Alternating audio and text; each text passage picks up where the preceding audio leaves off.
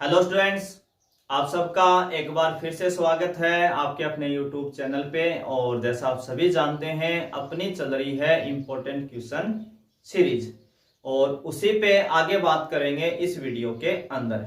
अब तक आपको प्रोबेबिलिटी के ऊपर 2 वीडियो मिल चुके हैं, ठीक है। और आज अपना होगा पार्ट 3। उसमें जो पीछे जो 2 वीडियो आपको मिले हैं उनमें जो भी मुझे एक्स्ट्रा क्वेश्चन कवर करवाने थे वो मैंने वहां पे आपको करवा दिए हैं। और इस वीडियो में आगे मैं आपको जो मेरे पुराने वीडियो हैं वो एडिट करके यहाँ पे दे दूंगा। आपको कहीं नहीं जाना, यहीं रहना है और आगे इस वीडियो को कंटिन्यू पूरा देखना है। तो जितने वहां से लास्ट ईयर के जितने अच्छे क्वेश्चन होंगे वो मैं यहाँ पे रख दूंगा। कुछ क्वेश्चन जो मुझे हटाने हैं उनको मैं हटा दूंगा।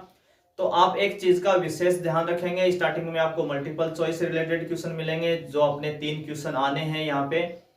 और फिल इन द ब्लैंक्स और वेरी शॉर्ट जो हैं वो क्वेश्चन भी आपको यहीं से मिलने हैं। आपका चाहे कोई क्वेश्चन मल्टीप्लीकेशन के नाम से हो रहा हो, चाहे वेरी शॉर्ट के नाम से हो रहा हो, कोई भी क्वेश्चन यहाँ पे अगर आपको इस वीडियो से रिलेटेड आगे जिसमें मिलता जाए वो कहीं भी पूछ सकता है। सेक्शन ए के अंदर मिलेगा, बस आप ये ध्यान रखें। आप ये ना सोचें कि सर ने तो एक भी फिल इन द ब्लैंक्स का करवाया नहीं। क्वेश्चन वही फिल इन द ब्लैंक्स के बनाने थे, तो मैंने क्या किया कि वही क्वेश्चन सेम रख लिया है। वो हो सकता है फिल इन द ब्लैंक्स में पूछे, हो सकता है आपसे वेरी शॉर्ट आंसर टाइप में पूछे, हो सकता है मल्टीपल चॉइस में। तो मल्टीपल चॉइस पे तो आपको लगभग क्वेश्चन मिल जाएंगे। तो मल्टीपल चॉइस वाला कोई फिल इन द ब्लैंक्स में भी आ सकता है और वेरी शॉर्ट में भी आ सकता है।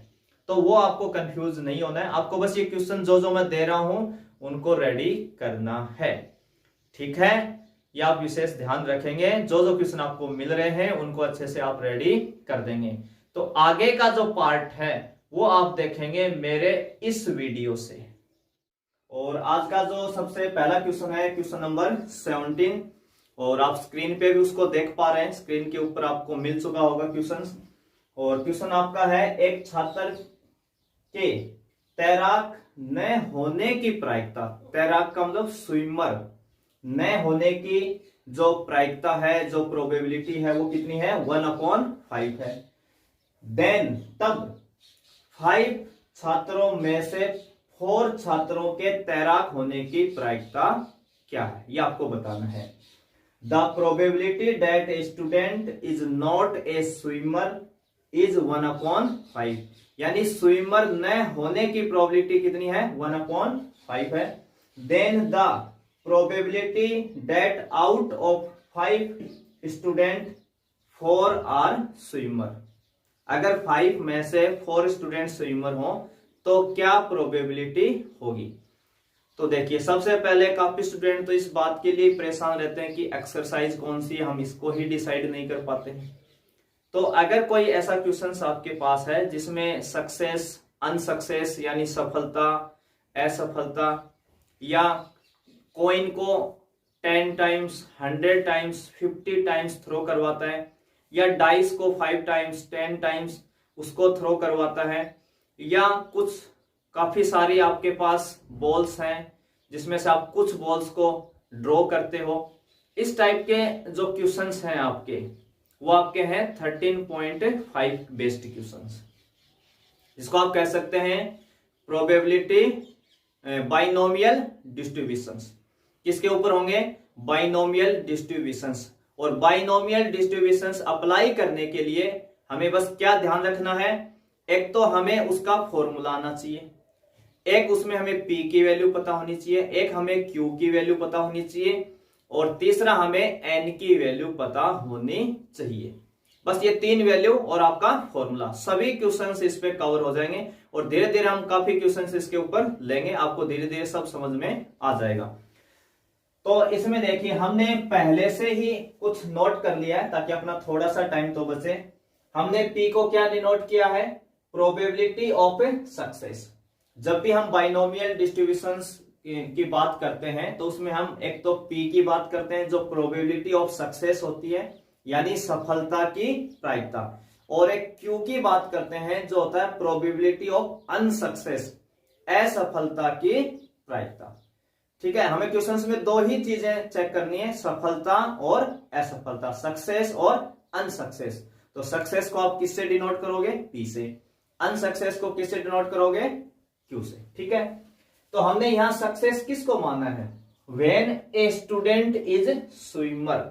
अगर स्टूडेंट स्विमर है तो हम उसको क्या बोलेंगे? सक्सेस। उसको हम किसकी वैल्यू बोलेंगे? P। अगर वो स्विमर नहीं है, नॉट स्विमर यानी तैराक नहीं है, तो उसको क्या बोलेंगे? Q बोलेंगे। ठीक है ना? तैराक होने की प्रायिकता P और नहीं होने की Q। तो आपको जो गिवन है, इसमें जो गिवन है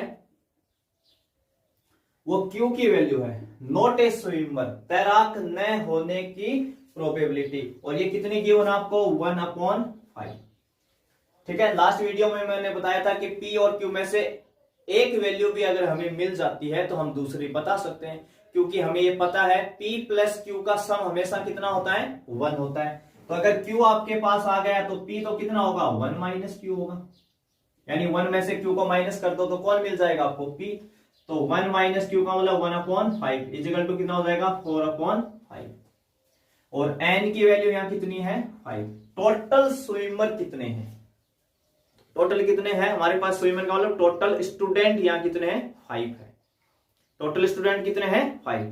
तो वो किसकी वैल्यू होगी आपकी? हमेशा n की वैल्यूज होगी। तो n इजिकल टू कितना हो गया? 5। इसमें हम एक x को भी डिनोट करते हैं, वैसे अपना मल्टीपल चॉइस क्वेश्चन है, फिर भी मैं थोड़ा लिख रहा हूं। Let x number of swimmer. Number of क्या मान ले हम? स्विमर, यानी तैराकों की संख्या। क्या बोल सकते हैं इसको? तैराकों की संख्या। बाइनोमियल डिस्ट्रीब्यूशन क्या होता है? Px equal to R n CR, P की पावर R और Q की पावर n माइनस R। ठीक है। Px इजिकल टू, यहां पे जो हमने ये R लिखा है ये डिपेंड करता है कि हमें क्वेश्चंस में क्या पूछना चाह रहा है। जैसे अभी क्या कह रहा है कि 5 स्टूडेंट में से 4 स्टूडेंट क्या होने चाहिए? स्विमर होने चाहिए, तैराक होने चाहिए। तो यानी R की वैल्यू कितनी हो जाएगी यहाँ पे? 4। हमें 4 के लिए मांग रहा है। n क्या आपके पास यहाँ? 5, तो हमने रखा यहाँ 5। C R कितना रखा यहाँ? 4। P कितनी आई थी वैल्यू? 4/5 की पावर कितनी हो जाएगी यहाँ पे? 4। देखो यहां जितना मान होगा, यहां अगर R है तो P की पावर भी कितनी होती है? R। यहां अगर 4 है तो यहां भी कितना आएगा? 4 इंटू Q। Q कितना है? 1/5। और इसकी पावर क्या होती है? n minus R। n minus R, तो n कितना है यहाँ? 5 माइनस R का मतलब 4। तो 5 माइनस 4 कितना आएगा यहाँ? 1। तो उसको शो करने की जरूरत है नहीं है, आप चाहे तो ना करें, 1 को लिखने की हमें जरूरत नहीं है। तो इनमें से आपका ऑप्शंस जो है, इसमें से जो आपका ऑप्शंस मैच हो रहा है इसके अकॉर्डिंग, वो कौन सा हो रहा है? Options A. इसके अकॉर्डिंग कौन सा ऑप्शन आपका सही होगा? ए। तो अगर आपको इसी क्वेश्चंस को अगर मल्टीपल चॉइस में डील करना है तो हमें इतना तामझाम करने की जरूरत नहीं है। ये सारी चीजें हम अपने माइंड में ही कर लेंगे कि P तो प्रोबेबिलिटी ऑफ सक्सेस, यानी जब स्टूडेंट स्विमर है, Q नॉट स्विमर है, तो हम Q की वैल्यू हम तुरंत लिख सकते हैं, P लिख सकते हैं और N, और डायरेक्ट फॉर्मूले में आप वैल्यू लिखवा लेंगे।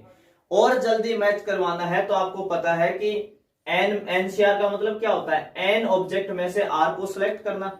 तो आज के दिन आप 5 में से कितने को सिलेक्ट कर रहे हैं? 4 को। तो यहाँ आपको 5C4 जिस ऑप्शन में मिले उस पर आप एक बार ट्राई करें। बाकी ऑप्शंस में ना हो, केवल एक ऐसा सिंगल ऑप्शन हो जिसमें 5C4 दिखाओ, तो अभी आप तुरंत टिक कर सकते हैं। इसी ऑप्शंस को कल को अगर ऐसे मैच करवाता है आपसे तो भी आपको उसके ऊपर ध्यान रखना है। अगर ये ऑप्शंस ना दे और ऐसा ऑप्शंस आपको गिवन हो 5C1 4/5 की पावर 4 इंटू 1/5, अगर ऐसा भी गिवन है तो ये दोनों एक ही हैं, क्योंकि हमें पता है 5C4 इजिकल टू कितना होता है? 5C1। 5C4 की वैल्यू किसकी इक्वल होती है? 5C1 के। किस फॉर्मूले से, किस प्रॉपर्टी से होती है? NCR equal to NCN minus R। इस वाले बेस से आप क्या लिख सकते हैं? NCR equal to NCN minus R। ठीक है। ये दोनों वैल्यू क्या होती है? आपकी इक्वल होती है। 5C4 किसके इक्वल होगा? 5C1 के। यानी इस 5 में से 4 को लेस करके यानी कम करके यहां लिख दो। तो 5 में से 4 को कम करेंगे तो कितना आएगा? 1। या इस 1 को 5 में से कम करके यहां लिख दो 4। तो दोनों वैल्यू क्या रहेंगी? इक्वल रहेंगी। तो ये सारी चीजें हम 11th में पढ़ते हैं, परमुटेशन एंड कॉम्बिनेशन, करंचे और संचय वाले चैप्टर्स के अंदर। तो ऑप्शन टिक करना है। अगर आपकी थोड़ी सी अच्छी सी प्रैक्टिस है तो आप केवल देख के ही आइडिया कर लेंगे कि कौन सा ऑप्शन आपका सही होगा। हम इतना टाइम देने की जरूरत नहीं पड़ेगी, इसीलिए हम ये सारी चीजें पहले डिटेल में, फिर थोड़ा प्रैक्टिस करके शॉर्ट में सब कवर कर सकते हैं। बस आपको थोड़ी सी प्रैक्टिस की जरूरत होगी। चलिए इसी में क्वेश्चन नंबर 18, अगला क्वेश्चन लेते हैं, क्वेश्चन नंबर 18। और क्वेश्चन नंबर 18 में आप जैसा देख पा रहे हैं, क्वेश्चन नंबर 18 इसमें आपको गिवन है P A plus PB, P A plus PB minus P A and B equal to P ए।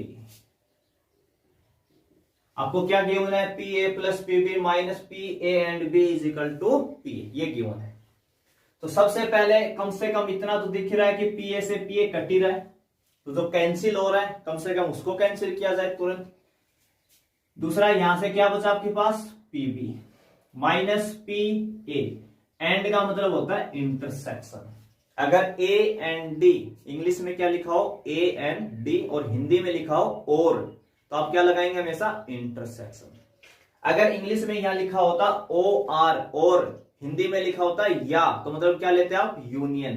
ठीक है, ये सब ध्यान रखेंगे आप। एंड का मतलब होता है इंटरसेक्शन। इजिकल टू कितना बचेगा? 0। पी इंटरसेक्शन बी को उधर लेके चलो, पी प्लस का हो जाएगा पी इंटरसेक्शन बी। अगर पीबी को हम इधर डिवाइड में भेज दें, इधर किधर भेज दें? इसके डिवाइड में, तो पीछे क्या रह गया? 1। अब यहाँ पे आके ना काफी स्टूडेंट इस चीज में कंफ्यूज होते हैं या जल्दबाजी में क्या करते हैं, जब पीबी को उधर डिवाइड में भेजते हैं तो पीछे 0 लिख लेते हैं, इस साइड क्या लिख लेते हैं? 0। वही उनकी माइनर मिस्टेक हो जाती है और क्वेश्चन हो जाता है गलत, क्योंकि आप चीजों को डिवाइड में भेज रहे हो। तो पीछे क्या बचेगा? 1। आप पीबी को उधर लेके जाएं, माइनस पीबी लिखें, तब इधर 0 लिख लें, कोई प्रॉब्लम नहीं है। पर पीबी को आप कहां लेके जा रहे हो? डिवाइड में लेके जा रहे हो, तो पीछे कौन बचेगा? 1, क्योंकि 1 को जब आप क्रॉस मल्टीप्लाई करोगे तभी तो आपको वापस पीबी मिलेगा। तो यहां इधर क्या रह जाएगा? 1, और ये हो जाएगा P A intersection B upon PB. अब तक तो सब इस फॉर्मूले को पहचानते हैं। 13.1 कंडीशनल प्रोबेबिलिटी, सह प्रतिबंध प्रायिकता का। तो किसका फॉर्मूला बना? ये पी ए अपॉन बी का। तो P A upon B equal to कितना आ गया? 1 आ गया। और इसके हिसाब से आपका जो ऑप्शन सही हो रहा है वो हो रहा है option B. P A upon B equal to कितना हो गया आपका? 1। ये था आपका question number 18।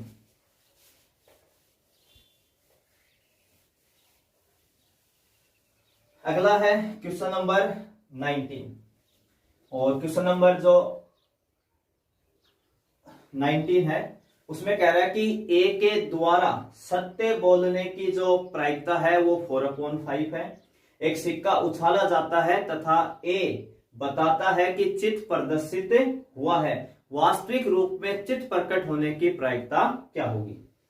Probability that A speak truth is 4/5। A के स्पीक यानी ट्रूथ स्पीक होने की क्या है probability? 4/5। A coin is tossed, A reports that a head appear, what is the probability that actually there was head? ठीक है, तो questions जो आपका है ये आपका बेज थ्योरम के ऊपर है। किसके ऊपर है? बेज थ्योरम के। और मान लो ऐसा क्वेश्चन 1 मार्क्स में पूछता है तो बेज थ्योरम आप अप्लाई करेंगे, सोल्व करेंगे तो आपको 4 से 5 मिनट तो पक्का ही लग जाएंगे। तो अगर यही क्वेश्चंस अगर एग्जाम में आता है सेम, तो आपको कैसे ऑप्शंस को टिक करना है केवल देख के ही, वो हम आपको बताऊंगा इस क्वेश्चंस में। तो ये क्या कह रहा है कि ए के द्वारा सत्य बोलने की प्रायिकता, यानी अपना क्वेश्चन चल रहा था 19, और इस क्वेश्चन में अगर हमें इसको मल्टीपल चॉइस के हिसाब से ही अगर देखना है तो शॉर्ट में कैसे करना है ये आप देखिए इसमें। तो इस क्वेश्चन में क्या कह रहा है कि ए द्वारा सत्य बोलने की प्रायिकता कितनी है? 4/5, यानी ए स्पीक ट्रूथ। अगर ए स्पीक ट्रूथ हो तो उस केस में प्रोबेबिलिटी क्या है? 4/5। और हमें लास्ट में किस चीज की प्रोबेबिलिटी पूछ रहा है? वास्तविक रूप से चित यानी हेड आने की। तो कब हेड आएगा? जब ए ट्रूथ बोलेगा, ए सत्य बोलेगा। तो ए के स्पीक ट्रूथ बोलने की प्रोबेबिलिटी कितनी है? 4/5। तो आपका आंसर भी क्या होगा? 4/5 ही होगा। तो जो आपके ऑप्शंस है इसके अंदर, उसमें से जो पहला ऑप्शन है ए 4/5, वही क्या होगा? आपका आंसर होगा। ए के द्वारा सत्य बोलने की प्रायिकता, ए स्पीक ट्रूथ प्रोबेबिलिटी कितनी है? 4/5 है। तो जब हेड आया कॉइन के ऊपर यानी चित आया, और ए ने भी कहा कि हेड ही आया, तभी तो वो ट्रूथ बोला। जब कॉइन के ऊपर हेड आया यानी चित आया और ए ने भी कहा कि हेड ही आया है, इसका मतलब ए क्या बोल रहा है? ट्रूथ बोल रहा है, सत्य बोल रहा है। और ए के सत्य बोलने की प्रोबेबिलिटी कितनी है? 4/5। तो एक तो आप इस क्वेश्चन को इस पैटर्न से शॉर्ट में रेडी कर सकते हो, क्योंकि अगर मल्टीपल चॉइस में आता तो हमें इतनी बड़ी बेस थ्योरम लगाने की जरूरत नहीं पड़नी चाहिए। अगर वो लगाएंगे तो फिर हमें 2 से 4 मिनट तो आराम से लग जाएंगे। अगर अच्छी प्रैक्टिस है तो ही हम 2-3 मिनट के अंदर कवर कर सकते हैं। अच्छी प्रैक्टिस है तो 2 मिनट में भी क्वेश्चंस को खींच सकते हैं, कोई दिक्कतें नहीं है। फिर भी आपको थोड़ा सा इस पे फोकस रखना है अगर बाय चांस मल्टीपल चॉइस में ऐसा क्वेश्चंस आता है। और मैं ये भी कहना चाहूंगा कि ये क्वेश्चन जरूरी नहीं कि मल्टीपल चॉइस में आए, ये आपका 4 मार्क्स में भी आ सकता है। सेक्शन डी के अंदर आपको ये क्वेश्चन मिल सकता है देखने को। तो आप उस नजरिए से भी मल्टीपल चॉइस के हिसाब से भी शॉर्ट रेडी करें और एक डिटेल में भी इसको रेडी करें, क्योंकि ये दोनों जगह ही बहुत इंपॉर्टेंट है। ठीक है, तो देखिए इसमें अगर इसको हम थोड़ा डिटेल में करें, बेस थ्योरम के पैटर्न के ऊपर करें, तो आपको कैसे काम करना है, बेस थ्योरम में हम कैसे काम करते हैं वो देखिए। Late event E1, late event E2 और एक इवेंट हम क्या लेते हैं? ए लेते हैं। इवेंट जो E1 है यानी घटना E1, इवेंट E1 का मतलब है घटना E1। इसकी कंडीशन है ए स्पीक ट्रूथ, ए का सत्य बोलना या ए द्वारा सत्य बोलना, या ये कह सकते हैं जब ए सत्य बोलता है। E2 हम मान लेंगे A not speak truth, A not speak truth. और ए हम मान लें कि appear head, appear head, appear head का मतलब सिक्के के ऊपर चित आना। अपीयर हेड, सिक्के के ऊपर क्या दिखाई देना? हमें चित्र दिखाई देना या प्रदर्शित होना। तो आप देखिए P(E1) निकालना, तो बेस थ्योरम में हमें एक तो क्या वैल्यू निकालनी होती है? P(E1) की। E1 का मतलब क्या है? ए स्पीक ट्रूथ, यानी जब ए सत्य बोले, और ए के सत्य बोलने की प्रोबेबिलिटी या प्रायिकता कितनी है? 4/5। P(E2), E2 का मतलब ए नॉट स्पीक ट्रूथ, जब ए सत्य नहीं बोले। उस केस में देखिए, जब भी आपके पास कभी भी P(E1) की वैल्यू गिवन हो या आपको पता हो और P(E2) आपको क्वेश्चन से नहीं समझ में आ रहा हो, तो आप हमेशा अगर 2 ही इवेंट लिए, E1 और E2, अगर आपने 2 ही इवेंट उसमें मान रखी है और P1 आपको पता है, तो P2 निकालने के लिए 1 में से हमेशा 1 माइनस क्या कर दें? P1। तो 1 माइनस P1 की वैल्यू कितनी है? 4/5।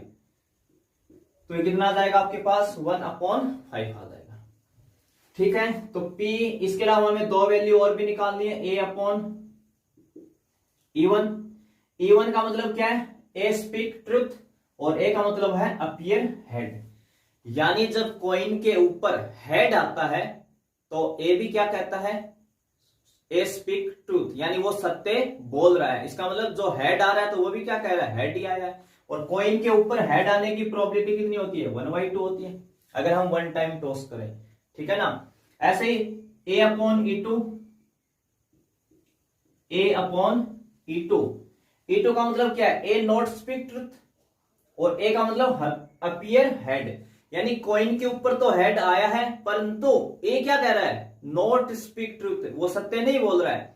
अगर वो ट्रूथ बोलता है तब भी 1/2, और नहीं बोलता तब भी क्या होती है? 1/2, क्योंकि हेड नहीं आने के चांसेस भी 1/2 है और होने के चांसेस भी क्या होते हैं, 1/2 होते हैं। तो बेस थ्योरम में आपकी E1 E2 और अगर E3 है तो आप यहाँ PE3 निकाल लेंगे, यहाँ A/E3 एक एक वैल्यू और बढ़ जाएगी और एक इवेंट होगी ये आपकी अपीयर हेड यहाँ पे इस कंडीशन में, इस क्वेश्चन के अकॉर्डिंग। तो PE1 आ गया, PE2 आ गया, A/E1 आ गया, A/E2 आ गया। फ्रॉम बेज थ्योरम, कौन सी थ्योरम हम यूज करेंगे यहाँ पे, बेज थ्योरम। और किस चीज की हमें प्रोबेबिलिटी पूछी है इसने, बेज थ्योरम के अकॉर्डिंग। अगर मैं थोड़ा सा यहाँ रफ कर दूं ताकि हम लिख पाए अपना फॉर्मूला, है ना, इसी को मैं थोड़ा रफ कर देता हूं ऊपर।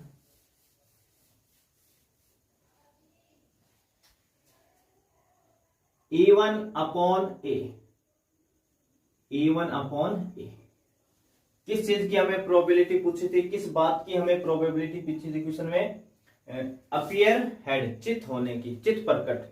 तो ए का मतलब क्या है, हेड आना। E1 का मतलब क्या है, ए के द्वारा सत्य बोलना।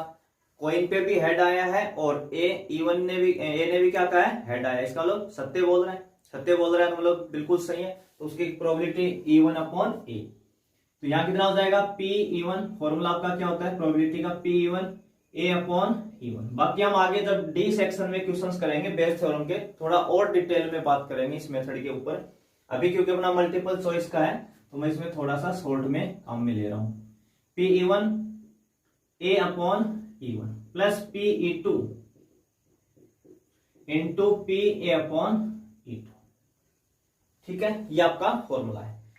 फॉर्मूले पे आप जरूर फोकस करेंगे, आपको बेस थ्योरम का फॉर्मूला बिल्कुल अच्छे से आना ही चाहिए।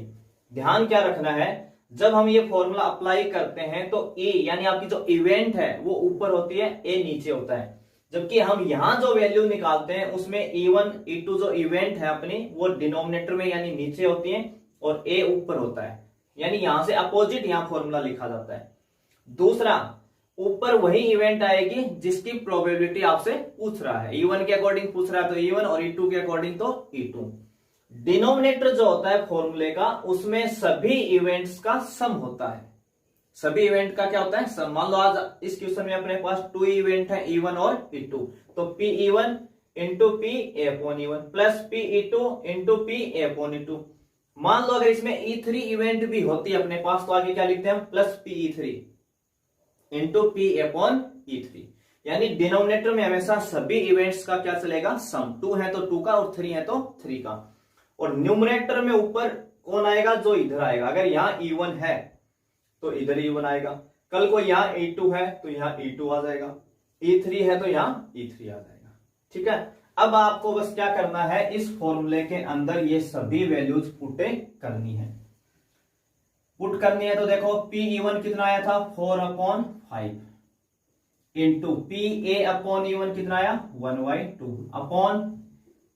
अब देखो ये जो वैल्यू है आपकी, ये और ये सेम ही है, ये और ये तो सेम ही है, तो सेम लिख दो आप इस 4/5 इंटू 1/2 प्लस PE2 कितना है 1/5 और A/E2 कितना है 1/2। ठीक है, और आप जब इस पूरी वैल्यू को आप जब सॉल्व करोगे, आप सॉल्व कर सकते हैं, इतना तो आप सबको आता है एलसीएम लेके इसको सॉल्व करना। ये क्वेश्चंस मैं आपके ऊपर दे रहा हूं, बेस थ्योरम के जितने भी क्वेश्चंस होंगे कैलकुलेशन आपसे ही करवाई जाएगी ना, कैलकुलेशन आपको ही करनी है। जब आप इस पूरी वैल्यू को सोल्व करोगे तो आपको आंसर कितना मिलेगा, 4/5। कितना आंसर मिलने वाला आपको, 4/5। ठीक है, तो इतना आप कर सकते हैं, 12th क्लास में आ गए हैं, कैलकुलेशन इतनी आपको आती है। चलिए इसी में नेक्स्ट क्वेश्चन नंबर 20। थोड़े से जल्दी जल्दी क्वेश्चंस कवर करते हैं क्योंकि जितने भी बाकी क्वेश्चंस हैं वो सब शॉर्ट क्वेश्चंस आपके हैं। 20 क्वेश्चन है जिसमें आपको गिवन है PA 7/13, PB जो है आपका गिवन है 9/13, 9/13, और इसके अलावा इसमें एक वैल्यू और गिवन है PA intersection B, PA intersection B is equal to 4/13। अब अपने यहां तक क्वेश्चन नंबर जो 19 तक हमने कवर किए हैं वो सब मल्टीपल चॉइस के थे, और क्वेश्चन नंबर 20 से जो हम स्टार्ट कर रहे हैं हम, ये सारे 1 मार्क्स में ही है। ठीक है, क्वेश्चन नंबर जो आपका होगा सेक्शन ए, उसमें जो क्वेश्चन नंबर 3 होगा उसके अंदर ऐसे क्वेश्चन हो सकते हैं। तो ये मल्टीपल चॉइस में पूछ सकता है, मल्टीपल चॉइस वाला इधर पूछ सकता है, कोई दिक्कत नहीं, हमें हमारे क्वेश्चंस कवर करने हैं। ठीक है, तो इसमें आपको वो पूछा क्या है, अगले ने कुछ भी निकालना, आपको P अपॉन बी निकालना है, और P अपॉन बी का मतलब क्या निकालना है, कंडीशनल प्रोबेबिलिटी, सह-प्रतिबंध प्रायिकता। तो P अपॉन बी का फॉर्मूला क्या होता है, P intersection B upon PB। तो P इंटरसेक्शन B कितना दिया आपको, 4/13, PB कितना दिया है, 9/13, 13 से 13 कैंसिल हो जाएगा तो कितना आ जाएगा, 4/9, ये आपका आ जाएगा आंसर। तो कुछ भी नहीं था, सीधा फॉर्मूला बेस्ड क्वेश्चन है, आपको फॉर्मूले में वैल्यू रखनी है। इसी में अगला क्वेश्चन नंबर 21, क्वेश्चन नंबर 21, और इसमें गिवन क्या है, PA गिवन है 0.3, PB आपको गिवन है 0.4, और जैसा आप देख पा रहे हैं क्वेश्चन नंबर कौन सा है, ये 21, ठीक है 21 वाला है। PA PB, और पूछ क्या लिया आपसे, PA upon B, PA upon B आपसे पूछा है। तो फिर से वही फॉर्मूला P अपॉन B का, अभी हमने किया लास्ट क्वेश्चन ही, PA intersection B upon PB। पर देखिए अभी जो हमने पिछला क्वेश्चन किया था उसमें हमें PA इंटरसेक्शन B गिवन था, और यहाँ पे तो देख ही नहीं गया कि P इंटरसेक्शन B क्या है। तो काफी स्टूडेंट्स जो है ना यहाँ पे आके कंफ्यूज हो जाते हैं कि वैल्यू नहीं दी। तो अगर आपको वैल्यू नहीं दी है तो कुछ ना कुछ और हिंट दिया है क्वेश्चंस के अंदर। तो क्या कह रहा है कि A और B जो है वो इंडिपेंडेंट इवेंट हैं, स्वतंत्र घटनाएं हैं। अगर A और B इंडिपेंडेंट इवेंट हैं तो फिर तो हमें पता है कि PA इंटरसेक्शन B किसके इक्वल होता है, PA इंटू PB के इक्वल होता है, और अपॉन PB है। चाहो तो आप PB से PB क्या कर सकते हो, कैंसिल कर सकते हो, वैल्यू रखवाए भी नहीं कर लो, तो बचा क्या PA, और PA कितना आपके पास 0.3। ठीक है, दूसरा एक तो ये रास्ता था, ऐसे आ सकते थे। दूसरा अगर और भी अच्छे से डीपली फॉर्मूले याद है, उसको सब पता है, तो उसको ये भी पता होगा कि जिस दिन A अपॉन B की अगर हम बात करें, P अपॉन B की अगर हम बात करें और ये कहें कि A और B इंडिपेंडेंट इवेंट हैं, A और B क्या है, इंडिपेंडेंट इवेंट हैं, इसका मतलब B के अक्रेंस, B के घटित होने का इफेक्ट किस पे नहीं पड़ रहा, A पे। तो उस दिन P अपॉन B ही किसके इक्वल होता है, PA के ना। ये डायरेक्ट फॉर्मूला, ये कंडीशन से ही आपकी इवेंट बनती है इंडिपेंडेंट, ये इसके इक्वल होता है, तभी हम क्या लिखते हैं, P इंटरसेक्शन B के इक्वल PA इंटू PB। तो चाहे तो आप ये फॉर्मूला भी यूज कर सकते हैं डायरेक्ट, और चाहे बेसिक रास्ते से आए तो बेसिक रास्ता ज्यादा बेटर है, आपको एक नया फॉर्मूला याद नहीं करना पड़ेगा। अभी जितने आगे काफी क्वेश्चंस हम इसमें लेंगे उसमें बहुत सारे क्वेश्चंस आपको बोर्ड के मिलने वाले हैं। जैसे अगला क्वेश्चन है 22 वाला, जो कि 2019 यानी 2019 में PA 0.6 गिवन आपको है, PA 0.6, PB 0.3, PB कितना है 0.3, और PA इंटरसेक्शन B 0.2 है, PA इंटरसेक्शन B कितना है 0.2, और पूछ क्या लिया हमसे, फाइंड PA अपॉन B, क्या पूछ लिया, P अपॉन B पूछ लिया। अभी हम तीसरा क्वेश्चन कर रहे हैं P अपॉन B के ऊपर, फिर से वही फॉर्मूला A अपॉन B का, क्या लिखेंगे आप, PA intersection B upon PB, और PA इंटरसेक्शन B कितना है 0.2, और PB कितना है 0.3, तो पॉइंट से पॉइंट कैंसिल हो जाएगा, तो आंसर कितना आ जाएगा 2/3।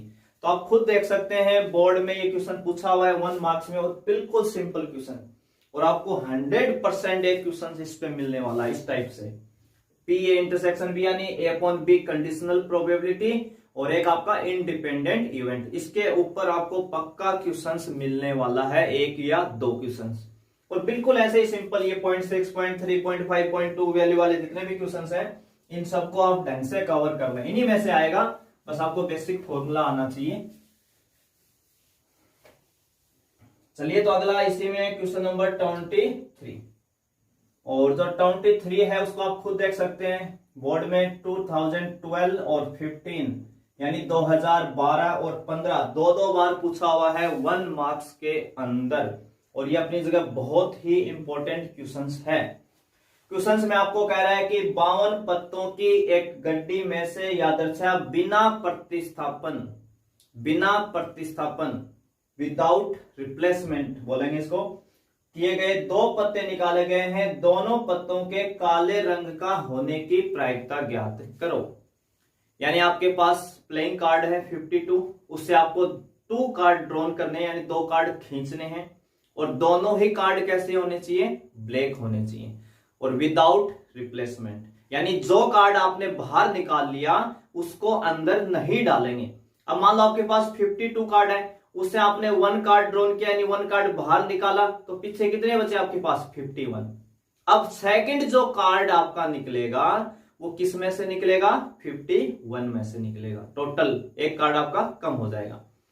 तो सबसे पहले इस क्वेश्चन से मैं बता दूं 2 ईयर में पूछा हुआ है, 1 ईयर में इसको पूछा था कि दोनों कार्ड कैसे होने चाहिए, ब्लैक, और 1 ईयर में पूछ लिया कि दोनों कार्ड रेड होने चाहिए। दोनों कार्ड कैसे होने चाहिए, रेड। तो चाहे ब्लैक पूछे चाहे रेड पूछे आंसर होगा सेम, बस आपको ब्लैक की जगह क्या करना है, रेड करना है, बस इतना ही ध्यान रखना है। तो इस केस में हमारे पास जो टोटल कार्ड है, अगर थोड़ी डिटेल की बात करें तो टोटल कार्ड कितने हैं 52, और 52 में सभी जानते हैं ब्लैक कार्ड कितने होते हैं, ब्लैक कार्ड 26, और कल को रेड कार्ड के लिए यही क्वेश्चन पूछे क्योंकि बोर्ड में पूछा हुआ है, तो आप यहां लिख देंगे रेड कार्ड, वो भी कितने होते हैं 26 ही होते हैं। और प्रोबेबिलिटी हमें किस बात की बतानी है, बोथ कार्ड आर ब्लैक, दोनों कैसे होने चाहिए, ब्लैक, चाहे दोनों रेड हो तो भी वही आंसर है, बस यहां ब्लैक की जगह आपको रेड वर्ड करना है और कोई भी चेंजिंग नहीं करना, आंसर दोनों के लिए चलेगा सेम। तो दोनों कार्ड क्या होने चाहिए, ब्लैक। अब देखिए आपके पास पूरी ताश की गड्डी है, प्लेइंग कार्ड है 52, उसमें आपको पता है कि 26 कार्ड कैसे हैं, ब्लैक है, और हमें क्वेश्चन में जिस बात की जिस वैल्यू की प्रोबेबिलिटी पूछना चाह रहा है वो कैसे है, ब्लैक कार्ड है। अब हमें पता है कि दोनों कार्ड कैसे निकालने हैं, ब्लैक, तो हम पागल तो है नहीं कि रेड वाले में से निकालेंगे, हम किस में से निकालेंगे, ब्लैक में, और वैसे रेड भी उतनी ही है। तो ब्लैक कार्ड कितने आपके पास 26, तो पहला कार्ड आपने कितने में से निकाला, 26 में से। उस केस में आपके पास टोटल कितने थे 52, क्योंकि स्टार्टिंग में तो 52 ही है ना, उस टाइम 52 टोटल और 26 ब्लैक। अब आपने एक कार्ड ब्लैक बाहर खींच लिए, तो पीछे जो कार्ड बचे उसमें से टोटल कितने बचे 51, क्योंकि एक कार्ड कम हो गया, और आपने एक कार्ड जो निकाला था वो कैसा निकाला था, ब्लैक वाला, काला कार्ड निकाला था। तो ब्लैक कितने बचे, 26 में से एक कम कर देंगे 25 यानी 25, कितने बचे 25। तो जब हम ये चीजों का मल्टीप्लाई करते हैं तो इस पे हम प्रायिकता का गुणन नियम अप्लाई करते हैं, मल्टीप्लीकेशन थ्योरम ऑन प्रोबेबिलिटी। कौन सी थ्योरम हम यूज कर रहे हैं, मल्टीप्लीकेशन। हम वो थ्योरम दिखा नहीं रहे हैं पर ऑटोमेटिक उसके अंदर वो अप्लाई हो रही है। ये पहला कार्ड या ये पहले वाले इवेंट होना, उसके बाद में ये होना, ठीक है, 2 इवेंट। आप जो कंडीशनल प्रोबेबिलिटी का जो फॉर्मूला लिखते हैं ना, PA/B, सबको पता है ये क्या होता है, PA इंटरसेक्शन B/PB होता है। अभी हमने काफी क्वेश्चंस किए। अगर इनको हम क्रॉस मल्टीप्लाई कर दें तो PA इंटरसेक्शन B बराबर आप क्या लिखेंगे, PA इंटरसेक्शन B इक्वल आप क्या लिखेंगे, PB से क्रॉस मल्टीप्लाई हो जाएगा, PB इंटू PA/B। यहां चाहे तो हम A लिख सकते हैं, इसको B चेंज कर सकते हैं। तो ये क्या हुआ, यहां A का मतलब यहां B का, पहले B बोल दो, B इंटरसेक्शन A बोल दो, B का मतलब पहला कार्ड निकालना और A का मतलब फिर दूसरा निकालना। तो जब हम ये जो PB लिखते हैं ना, ये वाला PB, ये मतलब आपने जो पहला ब्लैक कार्ड निकाला, इनटू A/B का मतलब क्या हुआ, आपने पहला कार्ड B निकाल चुके हैं, तो यानी B पहले ही अक्रेंस हो चुकी है, पहले ही घटित हो चुकी है, उसके बाद में कौन होगी A, तो यानी पहला कार्ड जब निकल चुका है उसके बाद में दूसरा कार्ड निकलने की प्रोबेबिलिटी ये होगी। तो इन दोनों का मल्टीप्लाई हम यहां सीधा कर देते हैं। तो जब भी आप कार्ड से 2 कार्ड 3 कार्ड ड्रॉन कर रहे हो या कोई बॉल है उनसे आप 2 या 3 बॉल निकाल रहे हो तो हमेशा मल्टीप्लीकेशन रूल आप अप्लाई कर रहे हो। ठीक है, बस हमें ये ध्यान रखना है। आप सीधा इंटू करें कोई दिक्कत नहीं, आपको ये रूल दिखाने की जरूरत नहीं है क्वेश्चंस के अंदर, आप 1 स्टेप पे आंसर दे जाएं। बस आपको खुद को पता होना चाहिए कि इसके अंदर मैं कर क्या रहा हूं, मेथड कौन सा अप्लाई कर रहा हूं। बस 26 को 52 से कैंसिल कर देंगे 2 टाइम्स, ये 25 हो जाएगा 102। 51 को 2 से करेंगे, ये आपका क्या आ गया, आंसर आ गया। तो ये था क्वेश्चन नंबर 23। अगला क्वेश्चन नंबर 24। अब 24 आप खुद देखिए, बोर्ड 2014 में आया हुआ, सभी बोर्ड के क्वेश्चन है अपने पास 1 मार्क्स के। पी ए कितना गिवन है, फिर से वही 0.3 है ना। पीबी कितना गिवन है 0.4, पीबी की वैल्यू कितनी है 0.4। और पी ए यूनियन बी पूछा है, पी ए यूनियन बी हमसे पूछा है। तो पी ए यूनियन बी का फॉर्मूला क्या होता है, P A plus P B और minus P A intersection B. अब हमें पी ए गिवन है, पी बी गिवन है, पर पी ए इंटरसेक्शन बी तो गिवन ही नहीं है। जो चीज हमें गिवन नहीं है तो हमेशा जरूर सोचना है कि क्वेश्चन में कुछ एक्स्ट्रा दिया होगा। तो क्वेश्चन में क्या एक्स्ट्रा दिया है, कह रहा है कि ए और बी क्या है, इंडिपेंडेंट इवेंट है। ए और बी दोनों ही कैसी हैं, इंडिपेंडेंट इवेंट है। तो पी ए इंटरसेक्शन बी क्या लिख सकते हो, P A into P B. अगर कभी भी दो इवेंट इंडिपेंडेंट है ए एंड बी तो पी ए इंटरसेक्शन बी क्या लिख सकते हो, P A into P B. तो सारी वैल्यू रख दो, पी ए कितना है 0.3, पी बी कितना है 0.4 minus P A into P B, तो 0.3 इंटू 0.4, 0.3 कितना हो जाएगा 0.7 माइनस 0.12। अब यहां पे कई स्टूडेंट्स जो आते के जल्दबाजी में गलती कर जाते हैं डेसिमल नंबर को सब्ट्रैक्ट करते समय, वो 0.7 में से 0.12 घटाते हैं तो वो ये सोचते हैं कि 0.12 बड़ा हो रहा है उनका, क्योंकि इसके पास तो एक ही नंबर है, ये 2 नंबर है, तो वो नेगेटिव में आंसर दे जाते हैं जल्दबाजी में। अगर कभी भी ऐसा लिखा हुआ है 0.7 और उसमें से आपको माइनस करना है 0.12, तो हमेशा हम जब भी डेसिमल नंबर को ऐड करते हैं और सब्ट्रैक्ट करते हैं तो हमेशा हम क्या ध्यान रखते हैं, पॉइंट के नीचे पॉइंट रखते हैं। और अगर डिजिट कम पड़ रही है आगे तो आप वहां एक डिजिट को भर ले, यानी 0 कर ले अपनी तरफ से, कोई फर्क नहीं पड़ना कितने 0 लगा लो इसके आगे। और फिर उसमें से आप क्या करें, माइनस। और माइनस करने का और भी इजी रखना, क्योंकि पॉइंट के बाद में 2 डिजिट है और यहां भी पॉइंट के बाद में 2 डिजिट है। तो आप सीधा 70 में से 12 कम कर लो तो कितना बचा आपके पास 58, और 2 के बाद क्या लगा दो पॉइंट, तो कितना आ जाएगा 0.58। तो यहां है ना 7 में से कुछ जो गड़बड़ करते हैं ना वो 7.7 में से माइनस करने की कोशिश करते हैं, 0.70 है ये आपके पास, है ना। ये थोड़ा सा ध्यान रखें, जब हम क्लास में पढ़ाते हैं तो काफी स्टूडेंट इस चीज में गड़बड़ करते हैं और एग्जाम में जल्दबाजी में कई बार हो जाता है, तो आपको थोड़ा सा ध्यान रखना है इस चीज का। तो ये था आपका क्वेश्चन नंबर 24। इसी में हम आगे लेंगे क्वेश्चन नंबर 25। और 25 देखिए आप खुद, बोर्ड में 2016 और 18 दो बार पूछा गया, सेम क्वेश्चंस दो बार, 16 और 18 के अंदर 1 साल का गैप देके क्या दिया है, वही फिर से वही चीजें सब। पी ए 0.2 है, पीबी 0.5 है, पीबी कितना है 0.5 है, पी ए यूनियन बी बता दो। और ए और बी क्या है, फिर से वही इंडिपेंडेंट इवेंट है। इस बार ना मैं सीधा फॉर्मूला लिख देता हूं, कैलकुलेशन करेंगे आप। P A plus PB minus P A intersection B, यही फॉर्मूला होता है पी ए यूनियन बी का। और P A plus PB minus P A intersection B, तो पी ए इंटरसेक्शन बी की जगह हम क्या लिख सकते हैं, P A into P B, क्योंकि हमें क्या गिवन है कि ए और बी क्या है, इंडिपेंडेंट इवेंट है। तो पी ए इंटरसेक्शन बी को हम क्या लिख सकते हैं, P A into P B. सभी वैल्यू गिवन है, पी आपके पास है 0.2, पी भी आपके पास है 0.5 माइनस 0.2 इंटू 0.5, तो 0.2 प्लस 0.5 कितना हो गया 0.7, माइनस 2 को 5 से करेंगे 10 और 2 डिजिट के बाद पॉइंट लगाएंगे तो 0.10 बोल सकते हैं, तो कम कर देंगे तो 0.60 या 0.6 आप आंसर दे सकते हैं। तो बिल्कुल आसान है, सेम पैटर्न का क्वेश्चन था 24 वाला। ठीक है, अगला जो क्वेश्चन है आपका वो है 26। इस बार मैं इसमें ज्यादा रफ नहीं कर रहा, कम से कम पी ए कितना गिवन है 0.3 और पी बी कितना गिवन है 0.4, 0.3 और 0.6 है ना, ये कितना गिवन है 0.6, 0.3 एंड 0.6।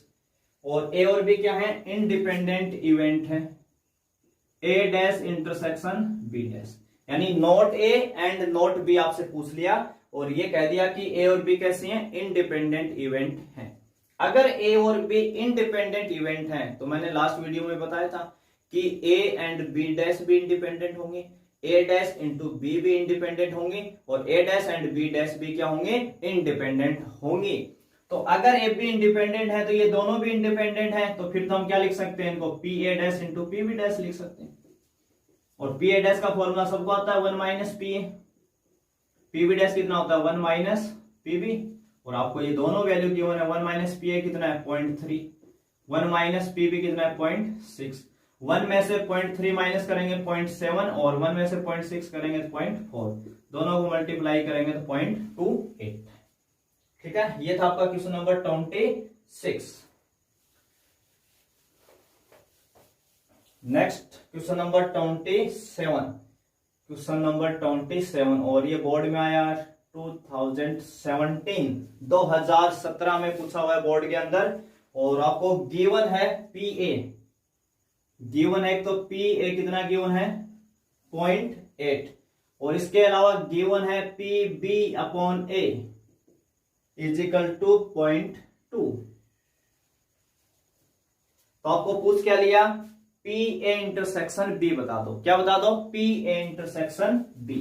तो बस हमें ये क्या दिया, हमें यहाँ बी अपॉन ए क्या दिया है, कंडीशनल प्रोबेबिलिटी, सहप्रतिबंध प्रायिकता 13.1 यूनिट के अकॉर्डिंग दिया है। तो आपको कुछ नहीं करना, बस इसका फॉर्मूला अप्लाई करना है।